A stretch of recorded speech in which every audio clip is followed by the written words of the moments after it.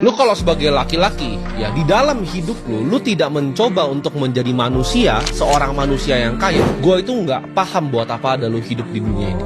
Gue juga nggak paham apa yang lu pakai, ya, waktu dalam hidup lu, dalam 24 jam itu, lu ngapain kalau lu tidak ada ambisi, lu tidak mau menjadi manusia yang kaya. Lu harus, ya, mau untuk dedikasin setiap detik dari waktu lu untuk menjadi seorang pemenang.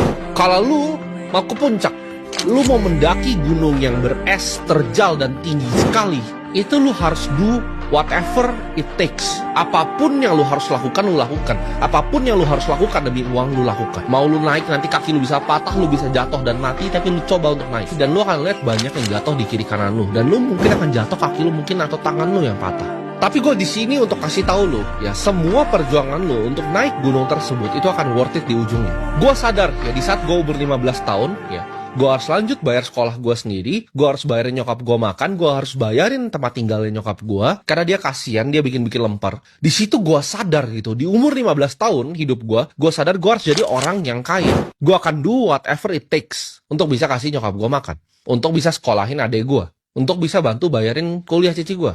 Gue nggak punya gengsi, gue nggak punya malu, gue nggak peduli orang mau ngomong apa. Gue mau ketok itu cafe door by door, ya, pintu demi pintu, gue ditolak manajernya. Itu gue nggak ada malu, mau jualan sedotan stainless, mau gue jualan di Kaskus di Tokopedia, gue jualan minyak rambut. Mungkin lu ketawa sekarang kan gue jualan minyak rambut dulu. Gue ditolak jadi agent properti, ditolak ratusan kali. Ketika orang datang ke gue ditinggalin. Gue coba jadi wedding organizer, dibayar cuma 600.000 per hari. Semuanya gue coba, whatever it takes. Gue gak pernah berhenti ada ide baru. Selalu gue coba, gagal.